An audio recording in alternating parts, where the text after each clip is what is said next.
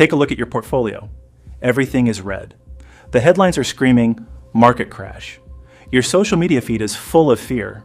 Maybe some of your friends have already started selling, and now you're wondering, should I sell everything before things get even worse? Hold on. Before you hit that sell button, there's something you need to understand. The biggest investing mistakes aren't usually made during bull markets. They're made during market crashes. And here's the surprising part. Market crashes are actually normal. Not pleasant, not fun, but normal. They're part of the investing journey. So today, let's talk about why your stocks are down, why panic is your biggest enemy, and why doing absolutely nothing might be the smartest move you can make right now. And a lot of people treat stocks like lottery tickets. The price goes up, they're excited. The price goes down, they panic. But a stock isn't just a number on a screen. A stock is ownership in a real business. Think about that for a second. Imagine you own a successful coffee shop. Customers are still coming in, sales are steady, your employees are showing up every day. Then someone walks by and says, I'd pay 20% less for your business today than I would have yesterday. Would that suddenly make your coffee worse? Would your business instantly become a failure? Of course not. Yet that's exactly how many investors react when stock prices fall. The stock market is basically a giant auction house. Prices move every day based on emotions, fear, greed, news headlines, and investor sentiment. But the value of a business doesn't usually change overnight. Most of the time, when the market drops, the price is changing, not the business. And history keeps proving this point. The market has survived recessions, inflation crises, wars, the dot-com crash, the 2008 financial crisis, and the COVID crash. Every time people believed things would never recover, and every time, the market eventually recovered, the headlines changed, the fear changed, but human psychology stayed the same. So why do investors panic? Because they don't really know what they own. Patience doesn't come from nowhere. Patience comes from conviction.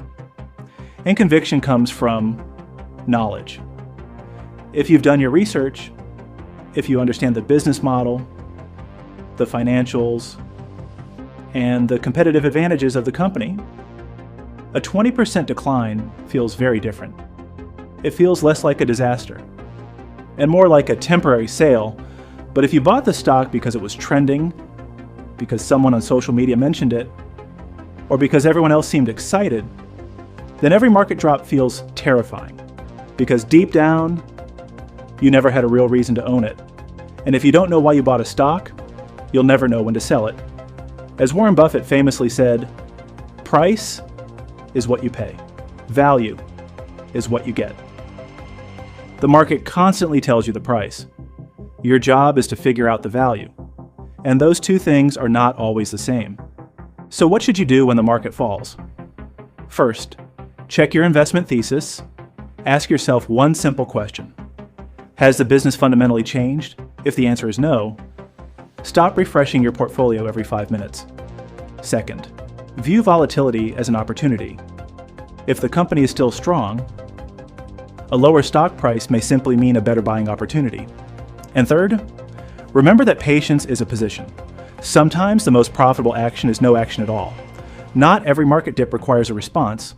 Sometimes the smartest investors are the ones who stay calm while everyone else is panicking. The investors who ultimately win aren't the ones who perfectly time the bottom.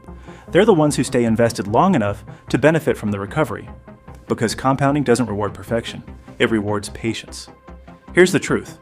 The market will crash again, and it will recover again. That's not a flaw, that's the cycle. So before you sell a great company because of a scary headline, ask yourself one question. Has the business changed, or has only the stock price changed? That one question could save you from making a very expensive mistake.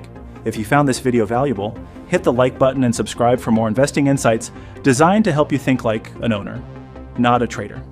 And let me know in the comments, what's one stock you're confident holding for the next 10 years? Thanks for watching, and I'll see you in the next video.